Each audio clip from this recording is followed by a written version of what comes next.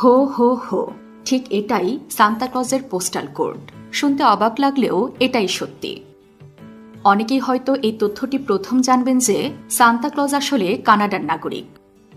Canadian সরকার তাকে আনুষ্ঠানিকভাবে নাগরিক হিসেবে স্বীকৃতি দিয়েছে এবং প্রতি বছর সারা বিশ্বের হাজারো শিশু এই বিশেষ পোস্টাল কোডে তাদের উইশ লিস্ট পাঠায় সান্তাক্লজের ঠিকানায়।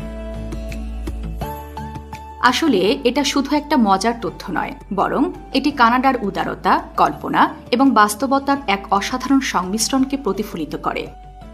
আর এ কারণেই বিশ্বে উন্নত জীবনযাপন ও সম অধিকারের দেশ বললেই প্রথমে চলে আসে কানাডার নাম। এই বিশাল দেশটি আয়তনে বিশ্বের দ্বিতীয় বৃহত্তম এবং বহু সংস্কৃতির এক উজ্জ্বল নিদর্শন। বিশ্বের নানা প্রান্ত থেকে লাখ লাখ মানুষ স্বপ্নের টানে এই দেশে অভিবাসী হন আর একসময় গর্বের সাথে পরিচয় দেন, আমি একজন কানাডিয়ান।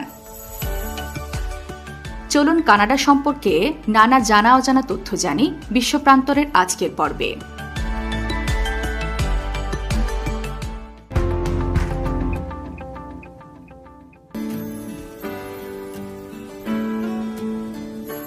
কানাডা হল উত্তর আমেরিকার একটি বিশাল ও প্রাকৃতিক সৌন্দর্যে পরিপূর্ণ একটি দেশ।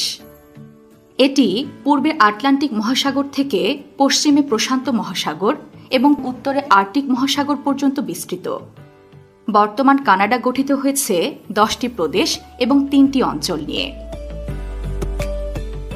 আয়তনের দিক থেকে কানাডা বিশ্বের দ্বিতীয় বৃহত্তম দেশ।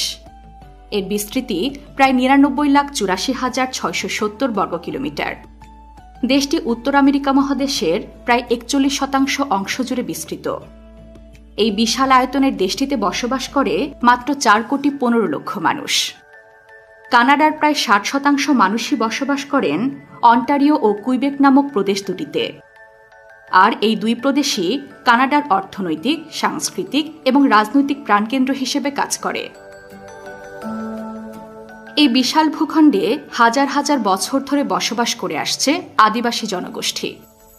তারা ছিল এই ভূমির প্রথম অধিবাসী, অর্থাৎ আসল কানাডিয়ান। এই আদিবাসীরাই প্রথম এই এলাকায় নিজেদের সংস্কৃতি, ভাষা ও জীবিকা গড়ে তোলে। তারা এই ভূখণ্ডের বন, নদী, হ্রদ এবং প্রাকৃতিক সম্পদের উপর নির্ভর করে পশু শিকার, মাছ ধরা এবং কৃষিকাজ করত। 15 শতকের শেষ ভাগে ইউরোপ থেকে আটলান্টিক পার হয়ে শুরু হয় নতুন নতুন ভূমির অনুসন্ধান। এর ফলেই প্রথমে ফরাসি